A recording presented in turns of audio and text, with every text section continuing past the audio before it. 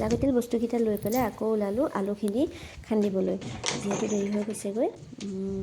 মই একচুৱেলি কোনো খেতিয়কৰ ঘৰৰ ছোৱালীও নহয়, আগে পিছে মই এইবোৰ কৰাও নাই।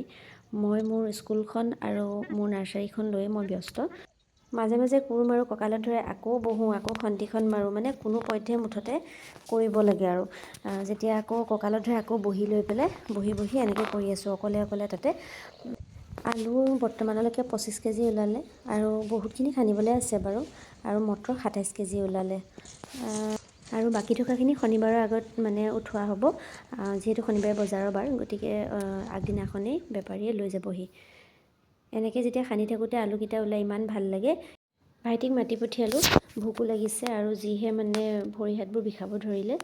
তাৰপিছত আৰু ভাবিলোঁ আজিলৈ সামৰি দিব নোৱাৰোঁ, কাৰণ ল'ৰাটো মাৰ্চত থৈ আহিছোঁ ন, সিও আমনি পাব মানে কৰিবগৈ। ভাইটিক ক'লোঁ যে ডাঙৰ কাপোৰ এখন আনিবি, সি আকৌ সৰু এখন আনিলে নহয়। এতিয়া উপায় নাই আৰু ঠেলি হেঁচি তেনেকেই মুঠতে বান্ধি পেলালোঁ, আৰু উপায়টো নাই। আকৌ ঘৰলৈ যোৱা মানে বহুত দেৰি হৈ যাবগৈ।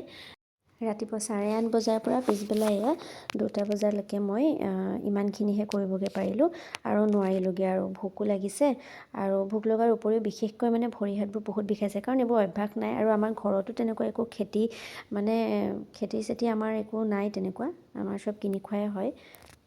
মটৰখিনি আৰু ছিঙিবলৈ থাকি গ'ল, মানে আমাৰ বেপাৰী আহিব যিহেতু আজি, বেপাৰীয়ে লৈ যাব, সেইটো কাৰণে এইখিনি আজিলৈ কৰিলোঁ।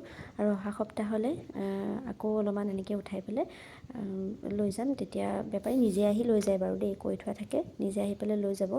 আৰু অকলে যিহেতু এইখিনিয়ে পাৰিলোঁ, গতিকে ইমানতে আজি সামৰি দিলোঁ। আৰু তাৰপিছতে এই অমিতাও লৈছিলোঁ, আগৰ ভিডিঅ'ত আপোনালোকক দেখুৱাইছিলোঁ। এই দুদিনত ভৰি হাতৰ অৱস্থা নাইকিয়া হৈ গ'ল। মাৰ ইফালে গালি, এইবোৰ সামৰিবলৈ কৈছে, হৈ গ'ল আৰু বহুত চখ কৰিলি, এতিয়া আৰু নহ'ব, বাদ দে এইবিলাক কৰিবলৈ, বহুত গালি শুনিছোঁ। গতিকে এইবাৰ ভাবিছোঁ বগৰী পুলিকে লগাম আৰু কিবাকিবি, যাতে ইমান কষ্ট কৰিব লগা নহয়, তেনেকুৱা একো নকৰোঁ। আৰু মানুহো তেনেকৈ পাবলৈও নাই। আৰু পিছবেলা মই ঘৰলৈ গৈ মটৰখিনি গুচালোঁ, আৰু লগালগ আহি বেপাৰীয়ে মটৰখিনি লৈ গ'ল।